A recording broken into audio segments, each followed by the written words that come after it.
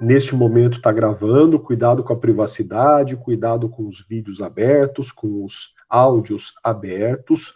Boa noite de novo, pessoal.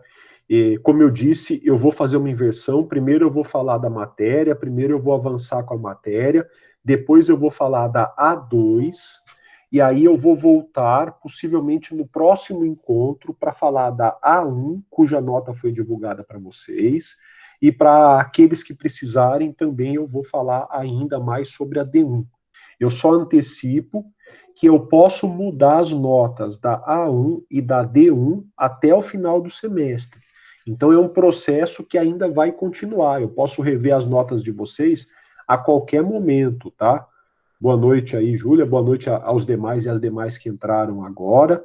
Eu vou começar, então, lá na matéria, vou compartilhar minha tela. Nós, na aula de hoje, estamos indo para o quarto tópico da disciplina. Então, eu vou falar um pouquinho na aula de hoje sobre o texto. E eu vou falar sobre o texto trazendo algumas definições, alguns elementos dos textos, e também nós vamos chegar até a clareza, que será indispensável para vocês responderem a A2. Bom, primeiro, eu quero trazer aqui alguns conceitos, algumas definições. Texto é uma palavra que etimologicamente significa tecido. O texto é aquilo que foi tecido. O verbo original em latim significa tecer, enlaçar, entrelaçar. Olha a ideia do texto. O texto é o que foi tecido. Então, o que foi tecido? Ideias, palavras. Você vai costurar ideias e palavras para formar um texto. Então, o que é o tecido? É aquele entrelaçamento de fios. Você costura, insisto, palavras e ideias para obter o texto. Bom, em sentido amplo, então nas artes, na comunicação, texto é toda e qualquer manifestação da capacidade textual do ser humano. Toda e qualquer manifestação da capacidade que o ser humano tem de combinar ideias, de combinar elementos para compor um todo maior com um sentido maior. O texto é, portanto, uma forma de comunicação em que eu manipulo signos conforme regras para compor uma mensagem complexa. Olha, nesse sentido amplo, um poema é um texto. Tudo bem, também num sentido estrito, o poema seria um texto. É um conjunto de palavras que estão entrelaçadas. Mas uma música também é um texto. O que é a música? Se ela for uma música instrumental, é um conjunto de notas musicais combinadas para formar um todo harmônico. Ou uma música que tem a letra também. Você tem as notas musicais combinadas com as palavras para uma composição, para formar uma composição harmônica, para formar um todo. Esse todo é o texto.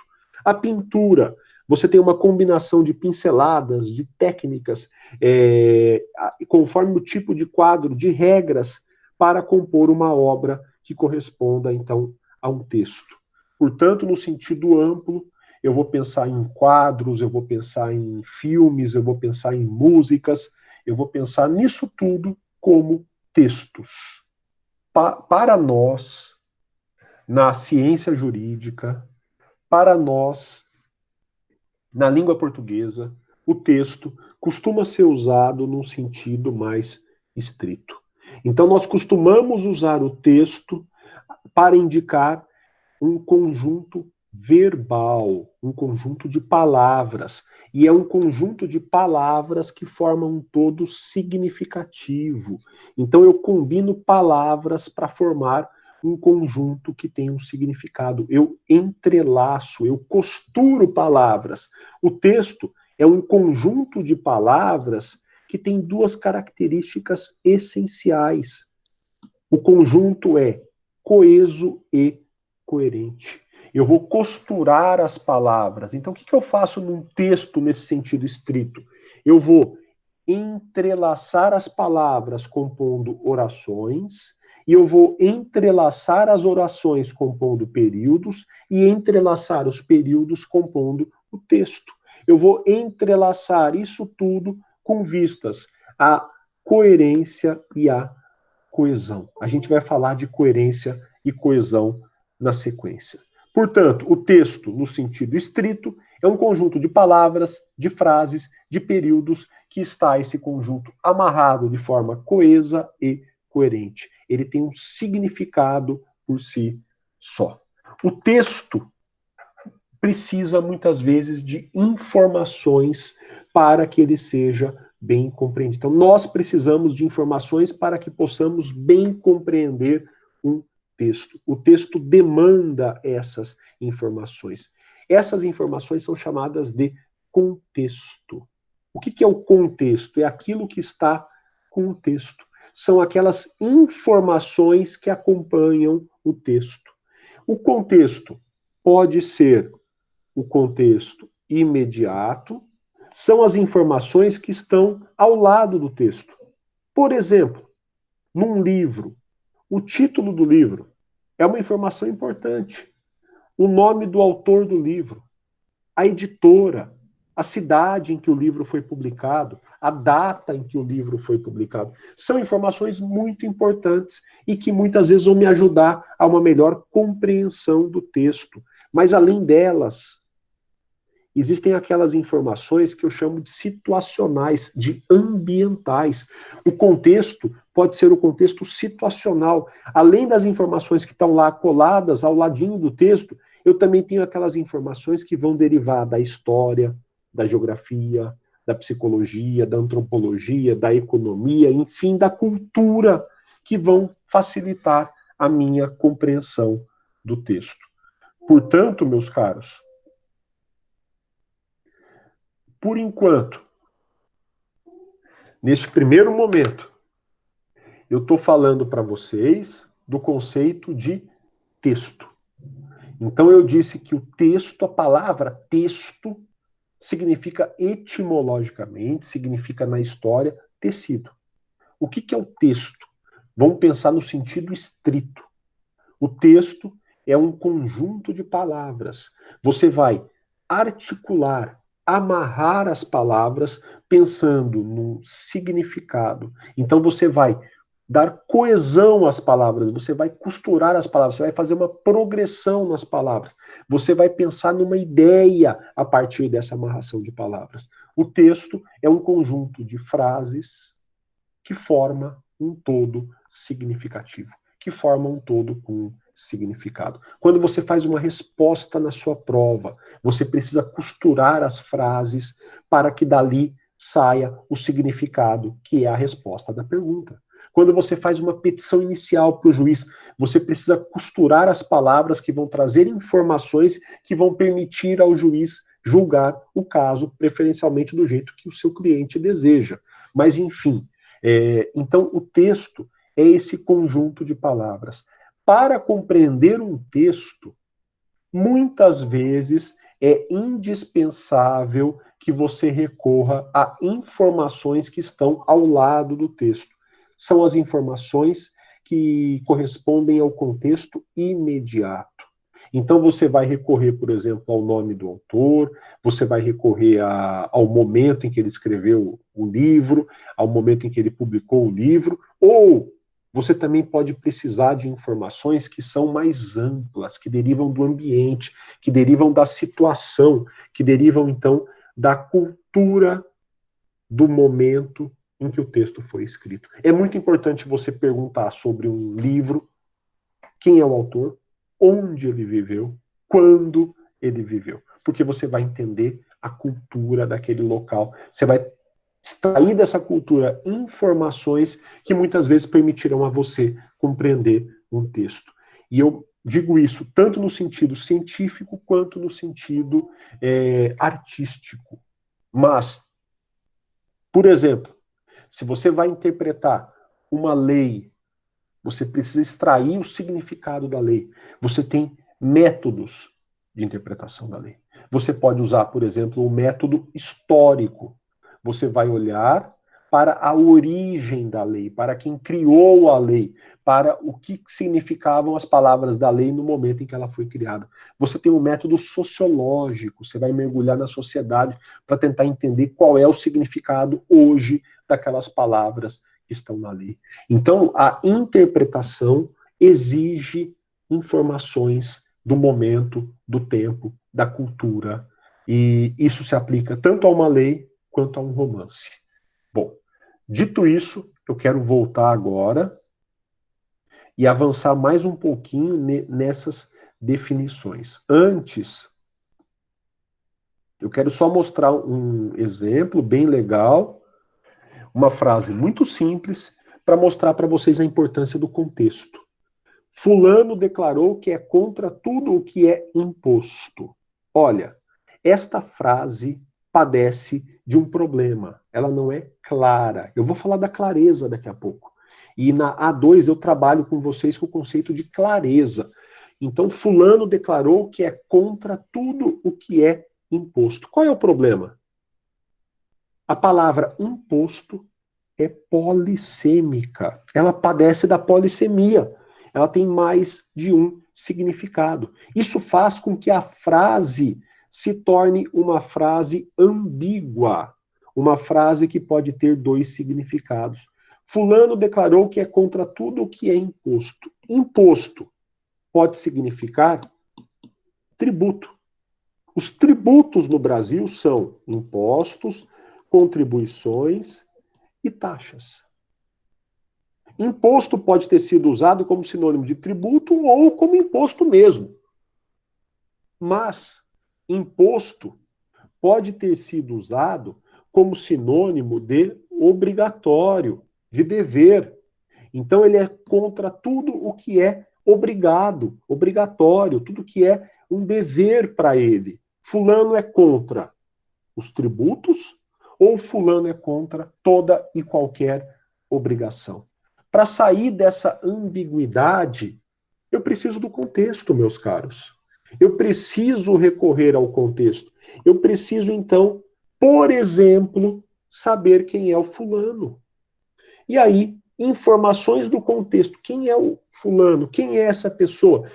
Onde ela vive? O que ela faz? Informações do contexto podem permitir que eu interprete corretamente a frase. Por exemplo, então, se eu descobrir que o fulano é um pequeno empresário, que tem grande dificuldade para arcar com a carga tributária da sua empresa, é muito provável que ele esteja dizendo que é contra os tributos. Se eu descobrir que o fulano é um anarquista, que vive na Avenida Paulista protestando todos os dias, é muito provável que ele esteja dizendo que é contra tudo que é obrigatório na sociedade. E aí eu vou resolver pelo outro lado a polissemia e a ambiguidade. Mas o que é fundamental? Para entender e resolver essa questão, eu preciso do contexto, daquelas informações que estão além do texto. Dito isso, eu quero já apresentar para vocês 3 tipos de texto. Esses tipos são tipos ideais. Talvez nenhum deles corresponda integralmente a um texto. Mas é importante você entender esses tipos ideais para que você possa manipular os textos, para que você possa escrever textos com maior destreza. O primeiro tipo de texto é o texto narrativo. O que é o texto narrativo? É aquele texto em que se conta um fato. Seja real, seja fictício, mas você conta um fato que aconteceu num tempo, num lugar, envolvendo pessoas. Então, no texto narrativo, você conta o fato e esse fato aconteceu envolvendo tempo, lugar e pessoas. A gente costuma dizer que o texto narrativo tem que responder a 6 perguntas. Calma lá, só um esclarecimento. Eu estou pensando aqui na narrativa, tanto na arte quanto na ciência. O texto narrativo pode ser usado na arte, ele pode virar um conto, ele pode virar um romance. E o texto narrativo pode ser usado na ciência ou até nas profissões. Eu vou usar o texto narrativo, por exemplo, numa petição inicial. Eu vou usar o texto narrativo numa contestação. Eu vou usar o texto narrativo numa questão da prova. Então, o texto narrativo pode vir a ser usado no relatório de pesquisa, tanto na ciência, quanto nas profissões, quanto na arte. Se eu for falar do texto narrativo na arte, talvez não tenha regras. A arte ela é muito mais maleável, ela é muito mais extraordinária. As grandes narrativas não seguem a essas regras. Agora, se eu for usar o texto narrativo numa prova, ou, fundamentalmente, se eu for usar na minha profissão, numa petição inicial, numa contestação, num recurso, eu tenho que atentar para essas perguntas. Por quê? Vamos imaginar numa petição inicial. Para que eu vou usar o texto narrativo? Para descrever os fatos, para narrar, melhor dizendo, os fatos. Eu vou contar o que aconteceu. E aí, a primeira questão que eu tenho que esclarecer na minha narrativa é o que aconteceu. Eu vou expor os fatos. E é claro que os fatos envolvem personagens. Quem se envolveu com os fatos? Numa petição inicial, isso já é claro, o autor e o réu, entre outros. Então eu tenho que dizer quem mais está envolvido nesses fatos. A minha narrativa tem que responder a isso. Também, onde aconteceu o fato? Isso pode ser determinante. Vamos pensar na petição inicial. Primeiro, personagem. Quem? Quem agiu? Quem foi a vítima? Quem praticou a ofensa? É fundamental deixar claro isso para o juiz poder julgar. Lugar. Por que é importante eu esclarecer na minha narrativa onde aconteceram os fatos? Por uma questão chamada competência. Eu preciso deixar claro onde aconteceram os fatos para que o juiz verifique se ele é competente para julgar. A competência se dá em várias razões. Uma das razões da competência é a competência derivada do local do ato. Também o tempo, quando. Por que eu tenho que dizer quando o fato aconteceu numa petição inicial? Ora, por uma questão que pode ser a perda do direito pelo decurso do tempo, que se transforma em prescrição ou decadência. Também, o como aconteceu o fato. Por que é importante dizer o como aconteceu o fato? Olha, eu associo muitas vezes a pessoa, como que a pessoa praticou. E aí eu vou dar um exemplo simples, ou uma questão simples que eu vou colocar para vocês. A pessoa agiu de modo doloso ou culposo? Isso faz toda a diferença na caracterização de um crime, por exemplo. Ainda, por que o fato foi praticado? Olha, também vou entrar aqui na questão das motivações. Por que ele fez isso? Ainda que tenha sido doloso, ainda que ele tenha feito arquitetando, mas por que ele fez isso? Será que houve um motivo fútil para a pessoa ter feito o que fez? E se houve, isso pode agravar a pena. Então, veja, o texto narrativo é muito importante no direito. E você vai trabalhar com ele, se você for advogado, todos os dias da sua vida. Tenta responder essas questões, mas não para você que você tem que responder essas questões. Você tem que responder essas questões para o juiz. E se você fizer uma narrativa boa, você está começando bem a sua petição inicial. Em termos de estrutura, talvez não necessariamente numa petição inicial, mas em estrutura genérica, e muito disso você adapta para a petição inicial. Em termos de estrutura, a narrativa, ela começa com a apresentação do fato. De novo, meus caros, grandes obras de arte não seguem essa estrutura. Eu estou falando da narrativa que você vai fazer num relatório, que você vai fazer num parecer, eventualmente, numa petição inicial, na resposta de uma prova, se o professor pediu uma narrativa. Olha, ela começa com a apresentação dos fatos. O que aconteceu? Esses fatos vão se complicando até que o problema, a complicação, atinge o ponto máximo. E esse ponto máximo vai terminar com a resolução do problema, que pode ser triste ou feliz. Bom, vamos pensar aqui muito genericamente. Eu vou apresentar aqui a estrutura de uma novela, não de uma, né? Não de toda, mas de algumas novelas. A moça é muito boa e ela está entre dois amores. Um deles é um rapaz muito rico, mas ela não sabe, ele é mau. O outro é um rapaz um tanto remediado, porém muito bom, com um ótimo caráter. O que eu fiz? Introduzi. Apresentei os personagens. O rapaz mau, que gosta da moça, percebe que ela tem uma queda pelo rapaz bom. E ele quer afastá-la a todo custo daquele rapaz. Então, esse rapaz mau inventa uma história caluniosa que leva o rapaz bom à prisão. A moça acredita na história e vai se casar com o rapaz mau.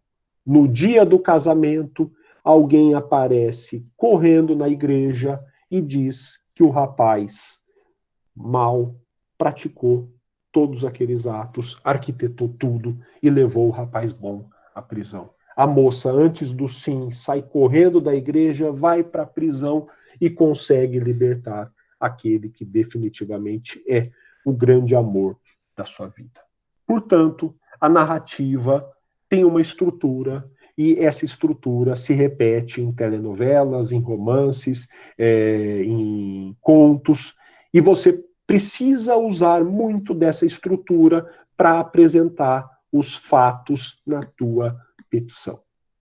Dito isso, eu quero apresentar um segundo tipo de texto que é muito usado em narrativas, inclusive. Você, muitas vezes, durante uma narrativa, descreve pessoas, coisas, lugares. O que é a descrição?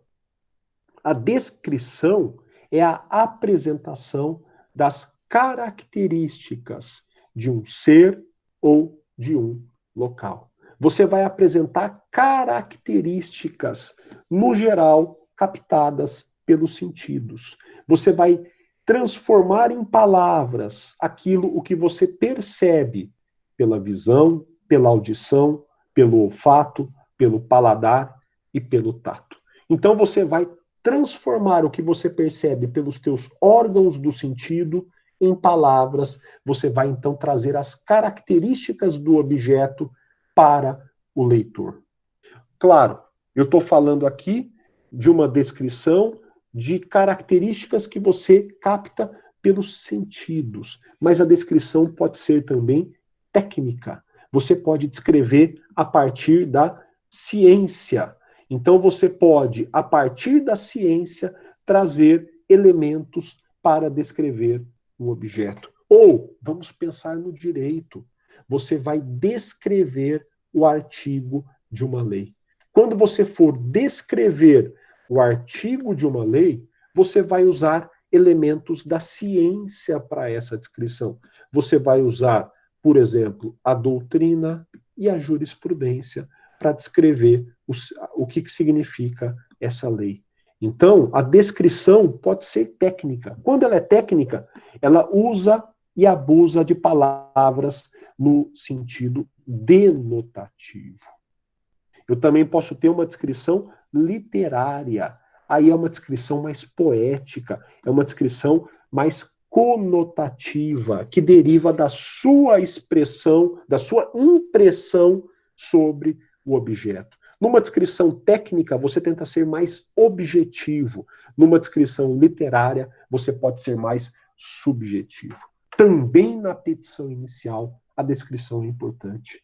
Você vai descrever, por exemplo, algo dentro da narração. Você vai descrever o objeto que foi deteriorado, você vai descrever a lesão que foi causada, você vai descrever características psicológicas do autor e do réu. Então, a descrição muitas vezes aparece numa petição ao lado da narração. O terceiro tipo de texto é o texto dissertativo. O texto dissertativo é aquele em que se apresenta uma tese e argumentos contrários e favoráveis à tese. Então, o autor traz uma ideia e depois traz argumentos para defender ou criticar a ideia. Normalmente, na dissertação, normalmente a dissertação possui uma introdução em que a tese é proposta. Há várias formas de você propor uma tese na introdução da sua dissertação. Essa tese vai ser desenvolvida com a apresentação dos argumentos favoráveis ou contrários. E você terminará concluindo se os argumentos contrários ou se os argumentos favoráveis são melhores. E aí você vai defender ou contrariar a tese. Portanto, pessoal, temos aqui os três tipos abstratos ideais de texto. O texto narrativo, o descritivo e o dissertativo. Dificilmente esses textos aparecem isoladamente. É muito comum você usar a descrição nos outros dois tipos de texto. É muito comum você descrever coisas, descrever elementos, descrever a ciência no texto dissertativo. É muito comum você descrever objetos, lugares, pessoas no texto narrativo. E também há situações em que você usa a narrativa e a descrição para defender uma tese. E justamente é o caso da petição inicial. Na petição inicial, você então traz a narração dos fatos. Depois, você narrando os fatos, você vai descrever objetos, vai descrever ações, vai descrever condutas, vai descrever as leis, vai descrever doutrinariamente as leis, vai descrever jurisprudencialmente as leis. E você vai transformar essa história e essas descrições em argumentos favoráveis ao seu cliente. O que eu quero dizer? No fundo, a petição inicial, embora use bastante da narrativa, embora use bastante da descrição, no fundo, uma petição inicial é uma grande dissertação. Na petição inicial, é como se você trouxesse uma história que ainda está no clímax, porque o problema não foi resolvido. E você vai justamente contar a história, pedindo para o juiz aparecer e resolver o problema de forma favorável para o seu cliente. Se você contar bem a história, amarrar bem os fatos, escrever na hora certa, você transformou a história, como eu disse, num grande argumento favorável ao seu cliente. Daí, depois de contar a história, você vai ter que descrever as leis que se aplicam a esse caso. Você vai ter que descrever o direito do seu cliente. E você também. Então, primeiro, você não narrou porque você gosta de narrar. Você não está fazendo um romance. Você está contando para resolver o problema do cliente. Você não está descrevendo as leis porque você está fazendo uma tese acadêmica. Você está descrevendo as leis para transformar a descrição das leis em argumentos favoráveis ao seu cliente. E você manipula isso tudo, trazendo ainda outros argumentos de ordem moral para a defesa do cliente. Você manipula tudo isso, na verdade, para pedir a intervenção do juiz. Então, a petição inicial usa desses três tipos de texto. Ela usa e abusa deles. Bom, por hora, eu trouxe definição de texto, definição de contexto, trouxe ainda a definição de texto narrativo, descritivo e dissertativo. Agora, eu quero ir para a segunda fase da minha exposição de hoje, e depois eu volto às questões metodológicas, como eu salientei no início, depois eu volto à A2, porque eu vou chegar nela agora, então eu quero avançar mais um degrau na matéria para chegar até a A2. Volto para o meu material.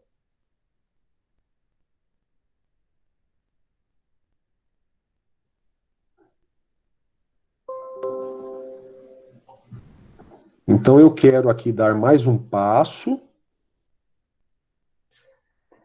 e eu quero falar então do significado do texto. O texto é um conjunto de palavras que tem coesão e coerência. Há um significado no texto. Há aquele que é o autor do texto, vamos pensar o escritor, aí a escritora nesse meu exemplo, tem uma ideia. Então a escritora tem uma ideia e transforma essa ideia em palavras. A ideia vira um livro. A ideia vira um texto. Olha, aquela ideia se transforma em palavras, ela se transforma num texto. Esse texto é transmitido para o receptor. O leitor recebe o texto, lê o texto e está diante de um problema. Qual o significado do texto? Qual o poder, qual o papel, qual o peso dos argumentos trazidos no texto? O que a autora quis dizer com esse texto? Daí, o leitor interpreta o texto e descobre o que a autora quis dizer. Ou chega próximo disso. De qualquer modo, quando a gente fala em texto, a gente fala que há um significado no texto. Para você chegar ao significado do texto, é preciso que você, leitor, tenha uma participação ativa no processo. Então, para que o texto consiga transmitir o seu significado, não basta que o emissor tenha escrito de forma boa esse texto, mas é muito importante, é fundamental a postura ativa do receptor. O leitor lê o texto, o seu significado está nas profundidades. Se o leitor não mergulhar, ele não vai entender o texto. Olha, imagine uma ótima aula, extremamente didática. Se o aluno não presta atenção, ele não vai entender a aula. É necessário, nesse caso, um mínimo de atenção. Então, uma postura ativa do aluno. O mesmo se aplica a qualquer texto escrito. Quando você vai ler um livro, é fundamental, nesse caso, que além da atenção, você mergulhe no livro. Você mergulhe nos meandros do texto para descobrir o significado como um todo, para que você não fique na superfície do texto, para que você não fique num limite em que você não entende coisa alguma do que foi escrito.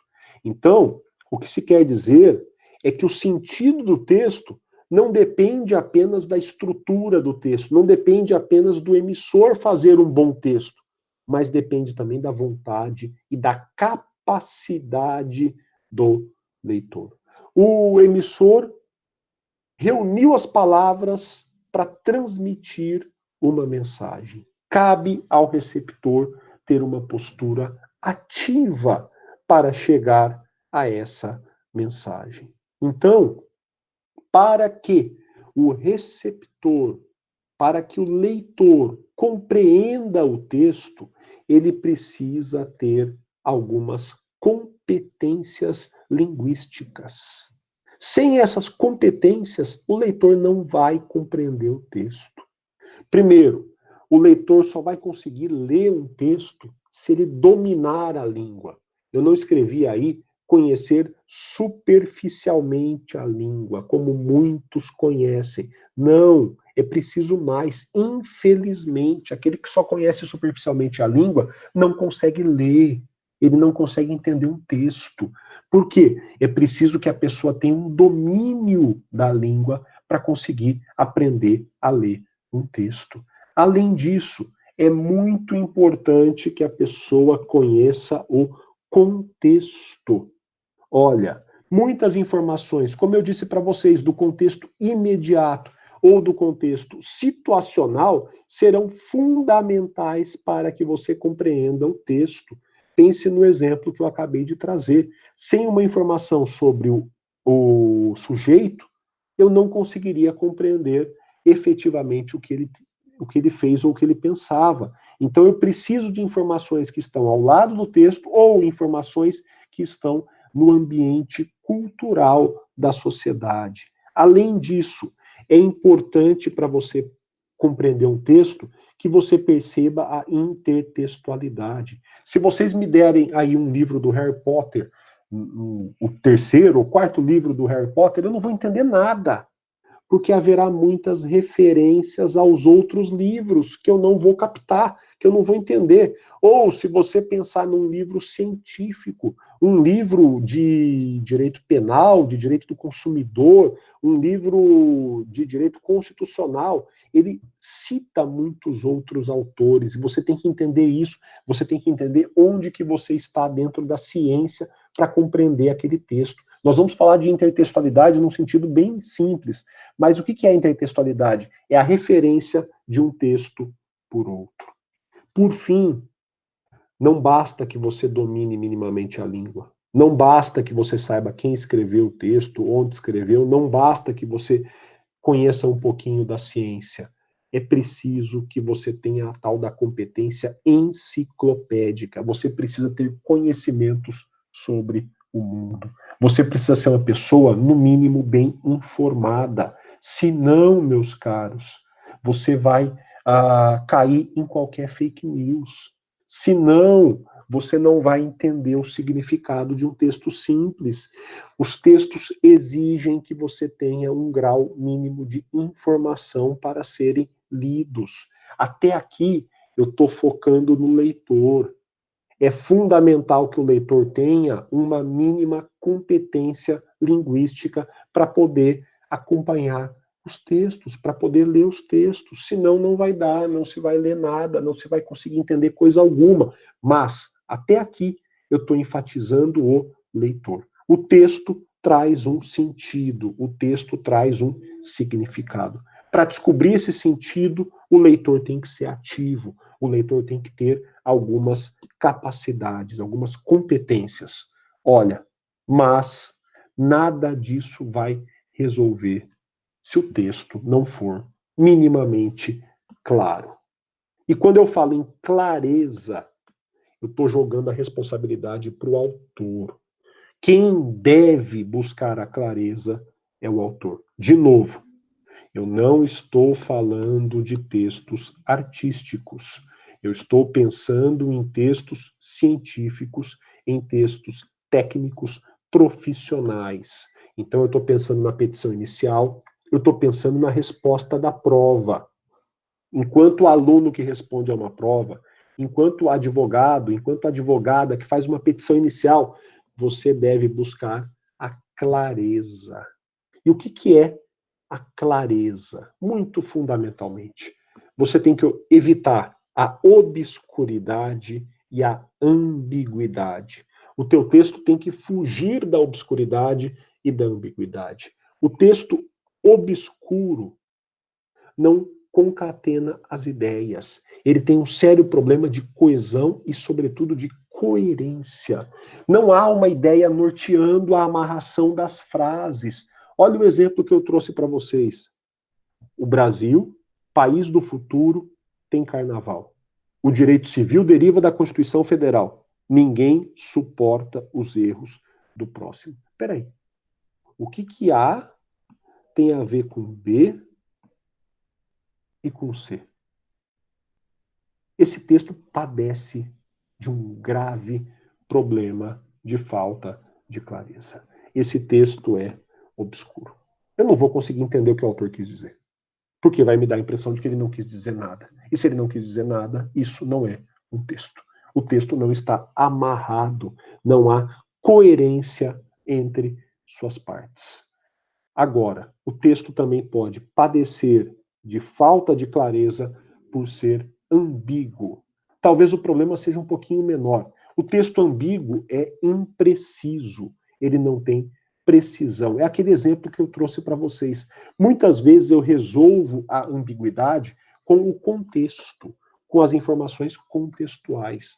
Proibido entrar na loja de sandálias.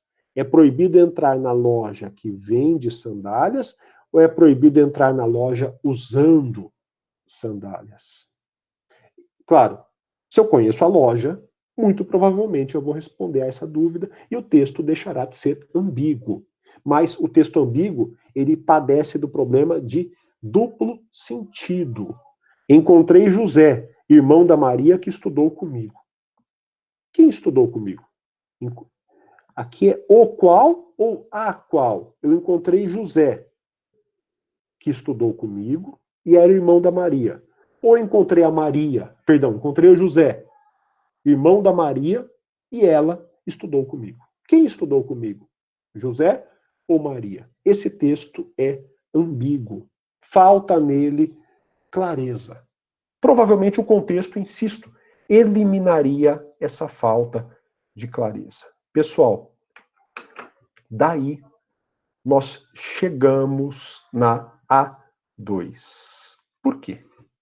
Porque existe uma lei, que é a Lei Complementar 95 de 1998, que é conhecida por ser a lei das leis. A Lei Complementar 95 de 98 diz como as leis devem ser feitas em nosso país. A Lei Complementar 95, portanto, traz as regras para a elaboração de leis no Brasil.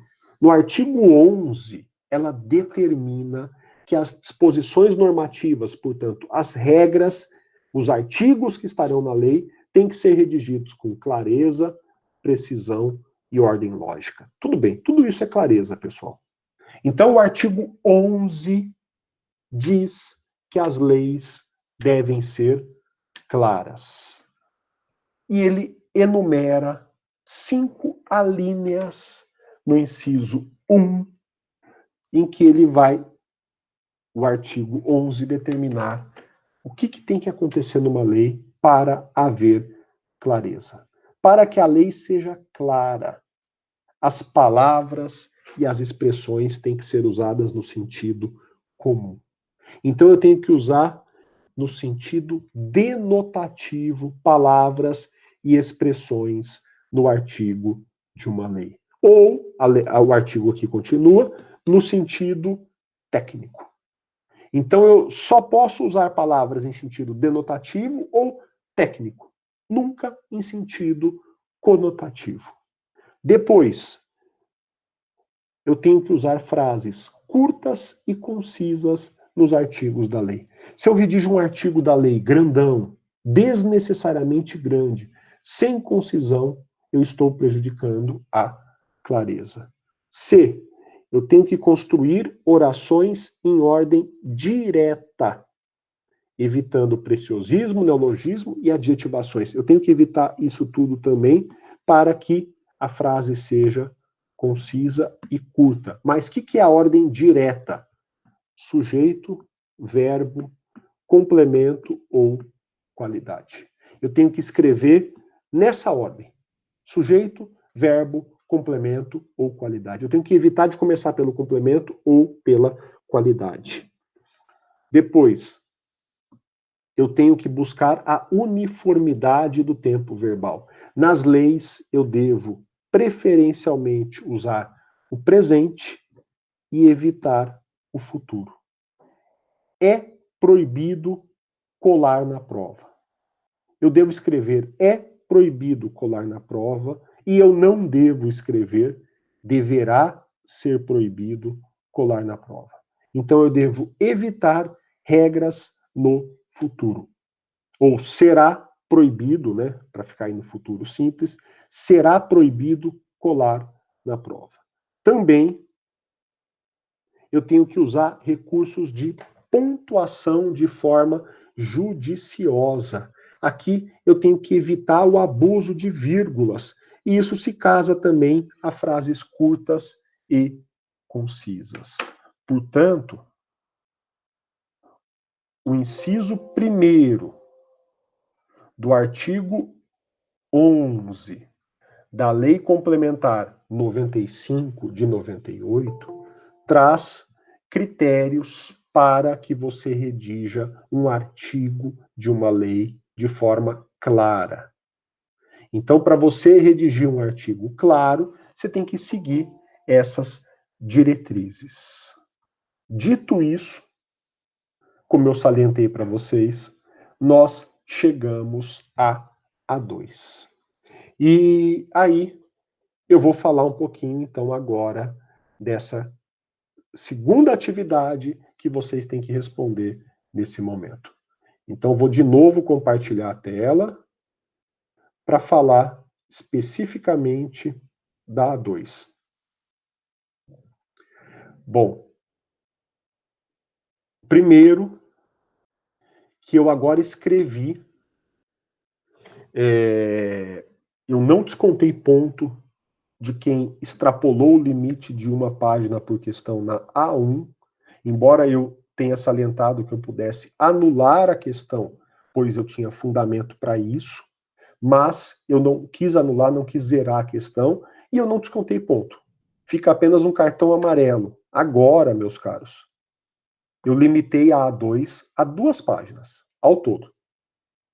E você vai perder um ponto por página excedente. Está escrito aí no enunciado, o argumento de vocês é muito frágil se vocês quiserem questionar esse enunciado que está aí escrito, tudo bem? Claro, a gente pode conversar e mudar o enunciado, aí é outro papo.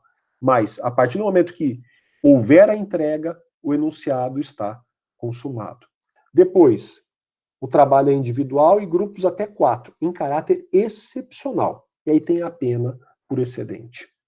Bom, dito isso, eu tenho aqui 2 questões.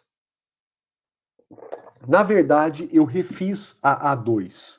E essas 2 questões, na verdade, correspondem à primeira questão desdobrada. Eu suprimi uma questão em que eu pedia para você falar sobre os textos narrativo, descritivo e dissertativo na petição inicial, porque eu vou voltar a isso na próxima aula. Neste momento, qual é o desafio que eu lancei para vocês na A2? Pensando no conceito de clareza do inciso 1º, artigo 11 da Lei Complementar 95, transcreva um exemplo de artigo de lei que não seja claro. Vamos entender o enunciado da A2. Eu quero que você transcreva um exemplo de artigo. Então você tem que trazer o artigo na íntegra. O artigo tem o caput e o artigo pode se desdobrar em parágrafo, inciso, alínea e item. Então eu quero que você traga o artigo na íntegra. Se o artigo for muito grande, traga a parte que interessa e sinalize com reticências que tem mais coisa no artigo. Esse artigo é um artigo de lei. A lei tem que ser válida. Não pode ser uma lei revogada. Não pode ser uma lei do passado. Tem que ser uma lei válida. A lei, eu só falei em lei. A lei pode ser ordinária ou complementar.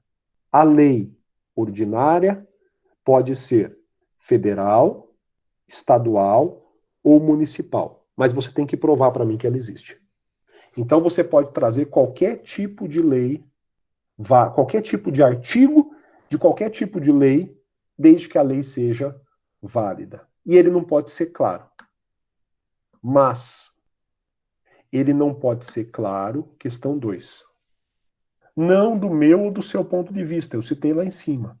Você vai ter que, depois de citar o artigo, depois de transcrever o artigo, você vai ter que indicar qual a linha do inciso 1º do artigo 11 está sendo desrespeitada pelo artigo. Então você vai citar qual a linha foi desrespeitada pelo artigo. E aí você tem que justificar. Então você vai citar qual a linha foi desrespeitada pelo artigo. E você vai ter que justificar. Veja a minha rubrica de correção. Todas as questões da A1 foram corrigidas conforme a rubrica que vocês receberam. Então eu dei o feedback pela rubrica e vou fazer o mesmo. Eu vou corrigir indicando na rubrica qual foi a sua nota. Primeiro, 5 pontos se você citou corretamente um artigo claro. Então você citou corretamente indicando o artigo, o seu número e a lei a que ele pertence. Se você trouxe um artigo de uma lei que cumpre o enunciado, 5 pontos. A dificuldade aí é achar esse artigo. Tudo bem.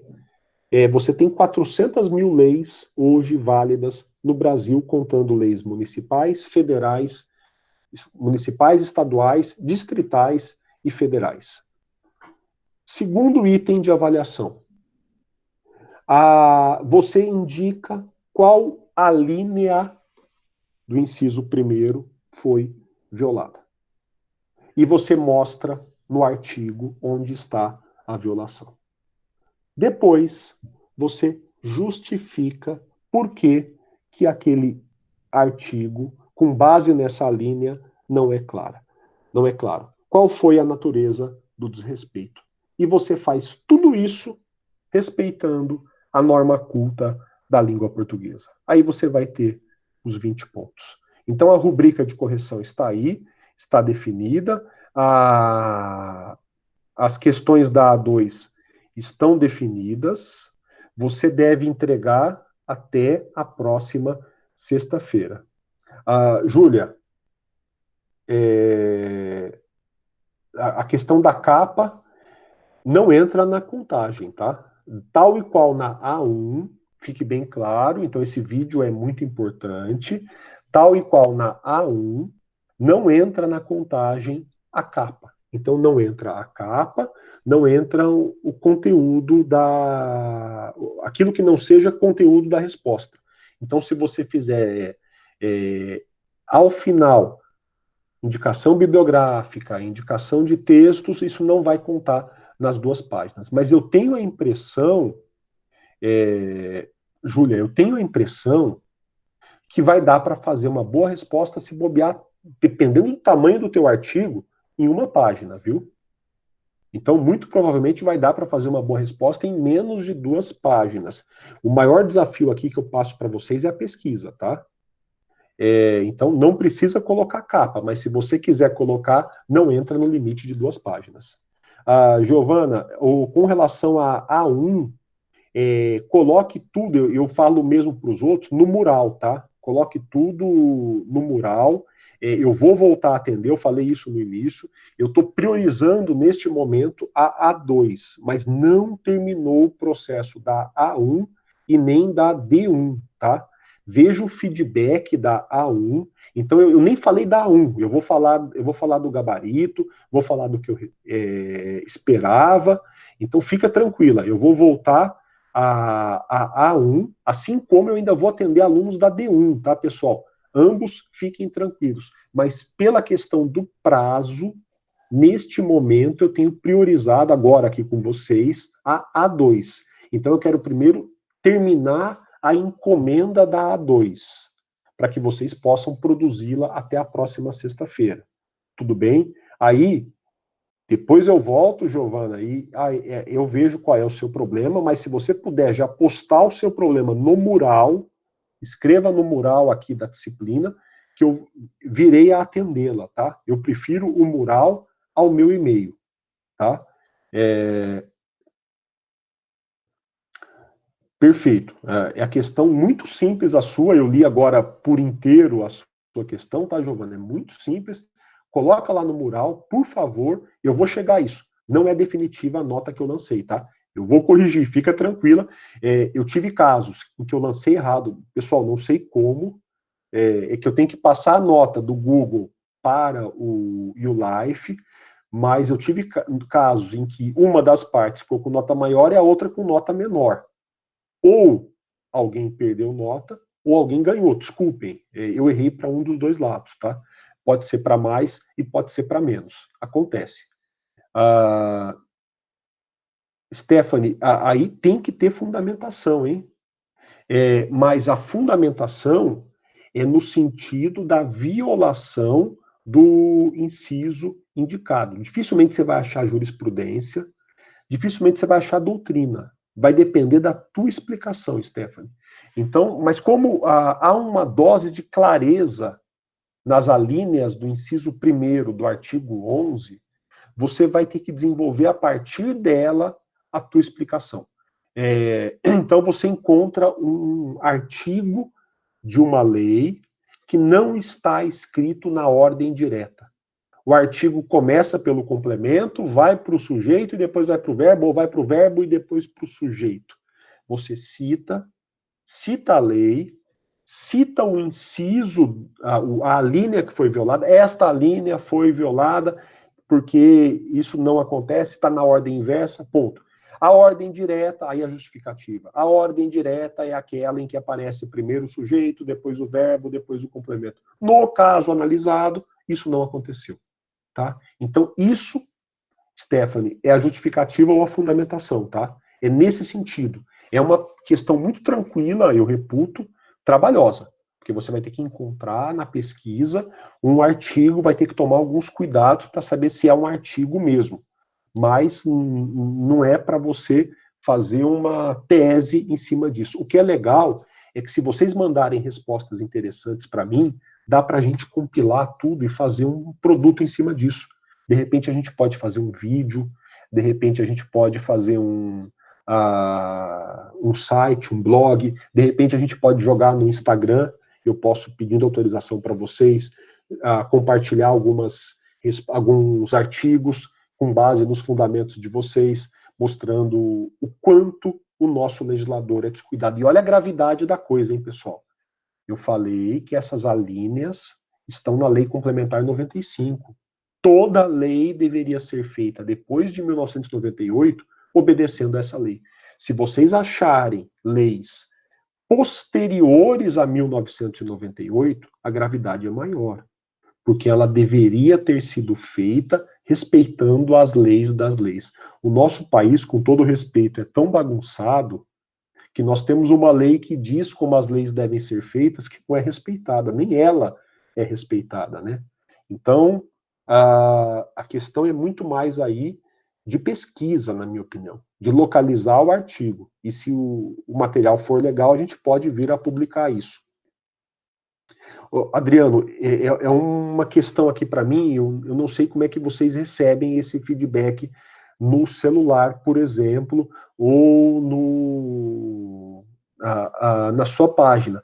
Para mim, quando eu entro no campo de notas, eu consigo ver aluno a aluno e a chave da resposta.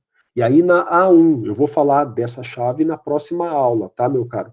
Mas na A1, você vai ter o que eu marquei para a questão 1 e o que eu marquei para a questão 2, conforme a chave das perguntas, a chave de correção, a rubrica de correção dessas perguntas, tá?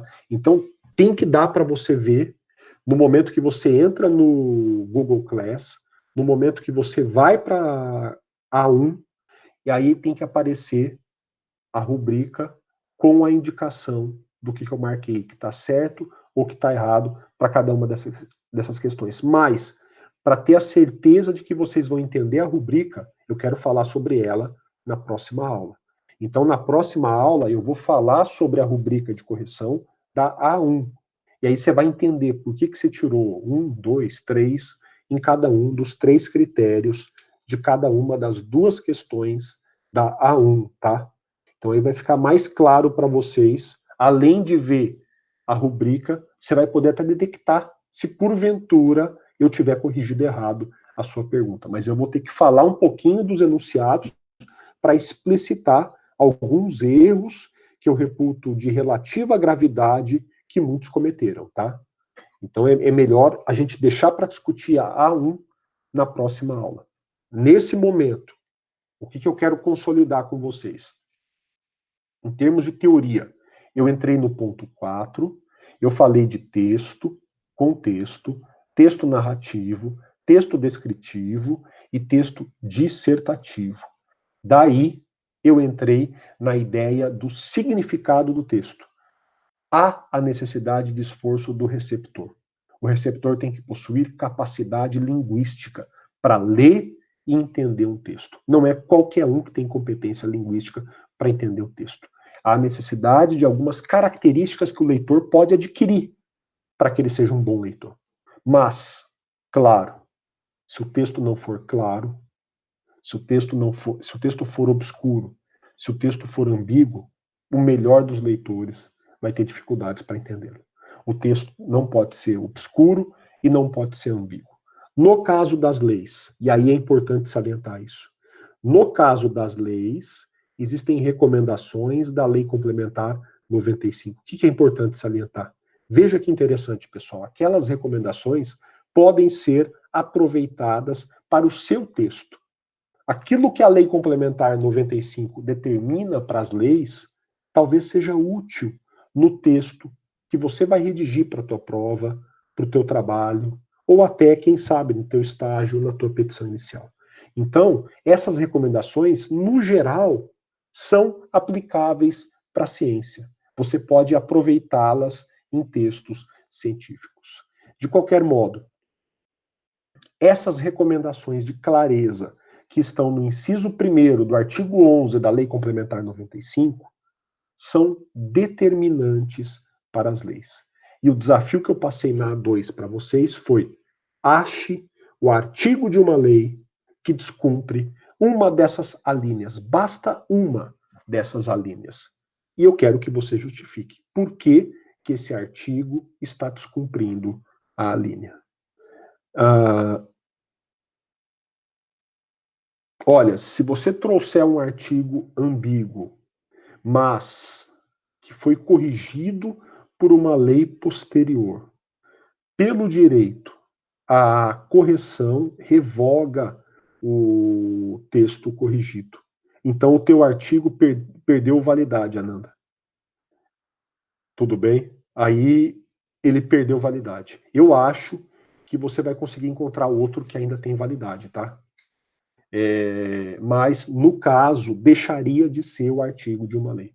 E aí estaria descumprindo o enunciado. Eu tiraria algum ponto de você por descumprir o enunciado. Tá? Naquele primeiro quesito, que vale 5 pontos, você perderia alguma coisa. Tá?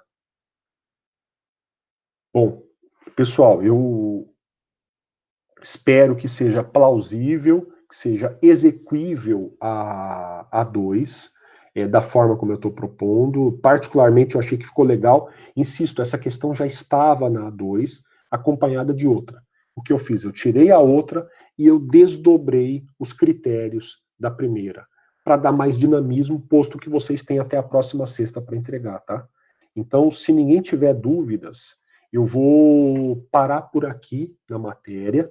Eu quero só mostrar aqui rapidamente, eu não lembro se eu mostrei já para vocês, quero só mostrar aqui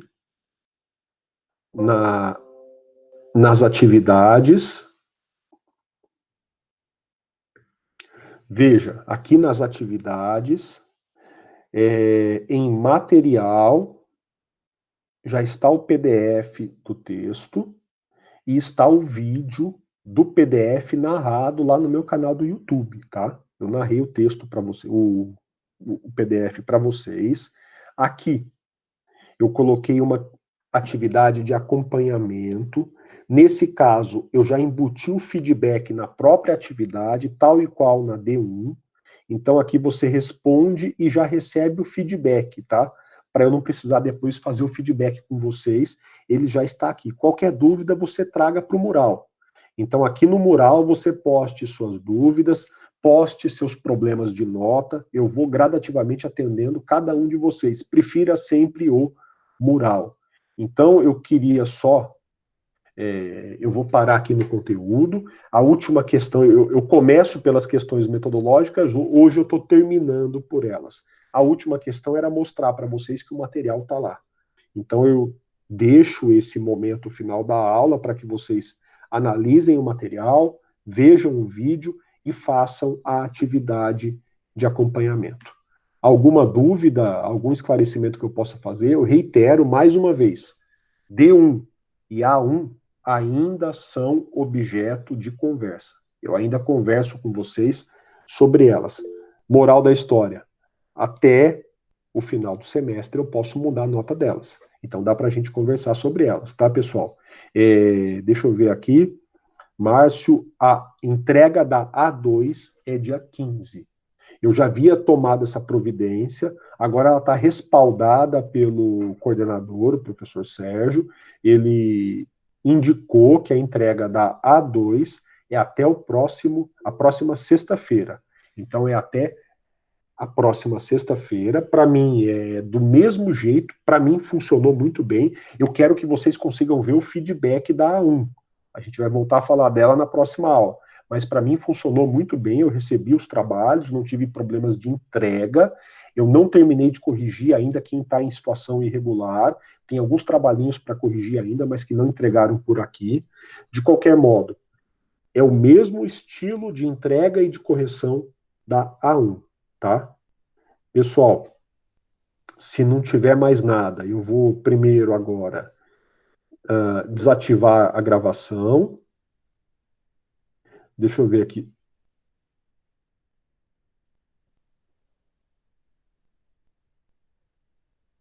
Aqui sobre o feedback aparece a nota e os pontinhos. Então você tem aí na rubrica, para cada item da rubrica, qual foi a sua nota. Eu vou tentar ver aqui, Adriano, se eu consigo, eu vou estudar daqui, eu não vou abrir aqui para não abrir a resposta de alguém, tá? Mas eu vou estudar aqui se eu consigo copiar a tela e pintar o nome da pessoa para mostrar como que aparece para mim. E aí eu mostro para você na próxima aula, tá? Como que eu estou vendo. E aí eu vou explicar item a item o feedback. Então eu vou tentar fazer isso para mostrar para vocês na próxima aula, porque aí eu tenho a minha visão e você explica para mim o que está aparecendo para você, porque eu não tenho a visão de aluno. Então eu acho que está dando certo, eu acho que está legal e de repente está uma droga, né? E você vai me mostrar isso, tá bom, pessoal? E aí eu vou tentar dar o feedback de outra forma, eu vou ter tempo de repensar isso para A2. Para mim está bem legal. Eu quero ver aí para vocês, tá? Tem que fazer sentido, tá bom? Então a gente volta a falar na próxima aula disso. E eu vou pensar como é que eu posso mostrar isso para vocês, sem violar a privacidade de ninguém, que eu poderia abrir aqui agora, mas eu não quero expor, eu não tenho esse direito de expor a nota de ninguém, tá? Então, como eu dizia, eu vou interromper a gravação.